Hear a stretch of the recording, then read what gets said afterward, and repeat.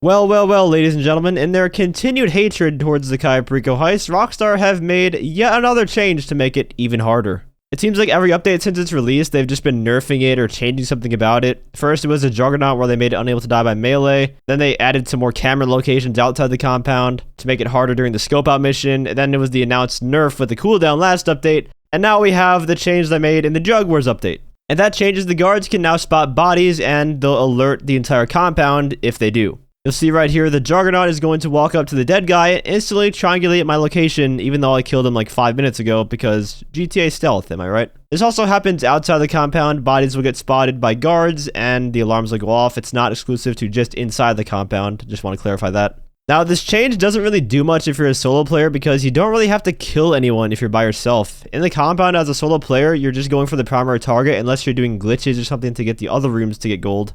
The problem is, let's say you decide to kill some guards. In this case, I killed just about everyone in the compound just for the gameplay.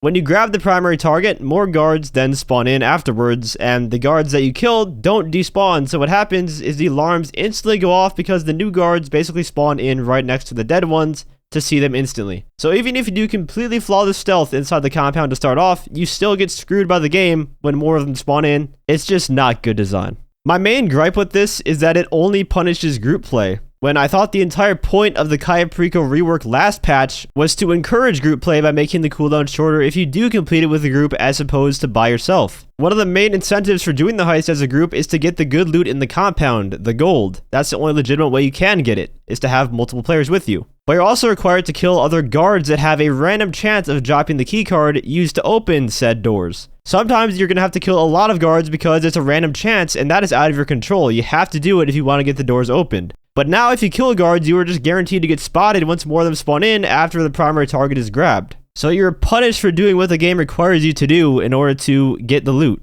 I suppose you could just have your entire team wait until the primary target is grabbed and then start taking out the guards to get the key cards.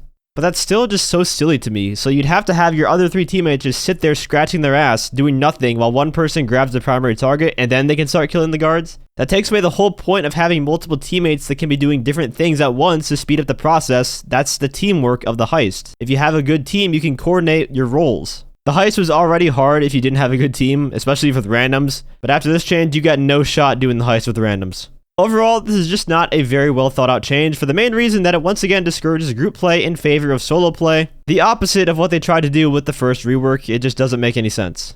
There is a chance this could be a bug because they didn't mention it anywhere in the patch notes, and I'm hoping at the very least the second part where the guards instantly spot the bodies that don't despawn is a bug. It wouldn't be too much of an issue if the guards can spot bodies in general, but just that second part isn't fair. Even so, I don't think it's that good of a change because it harms group play and does nothing to solo play, so people are just going to want to do it solo now. Also, if this was an intentional change, why wasn't this in the patch notes anywhere? It seems like a big enough change that would warrant them mentioning it somewhere. It's kind of funny how Cayo was once again nerfed after we blew the heist challenge out of the water by like 2 trillion. They must have been looking at the results and were like, God damn, these motherfuckers are still grinding Cayo.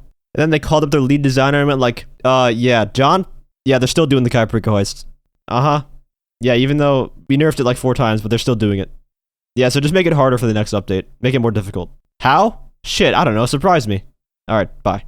But yeah, group play in Cayo Perico is basically dead until they change something about this. Solo play will once again reign supreme for this heist, completely negating what they tried to do with the summer update changes. But what do you guys think about the Cayo nerf? Do you agree that it's a stupid change? Let me know down in the comments. If you enjoyed the video or found it helpful, feel free to leave a like as well as subscribe to my channel for more GTA Online content. And as always, thanks for watching and have a great day.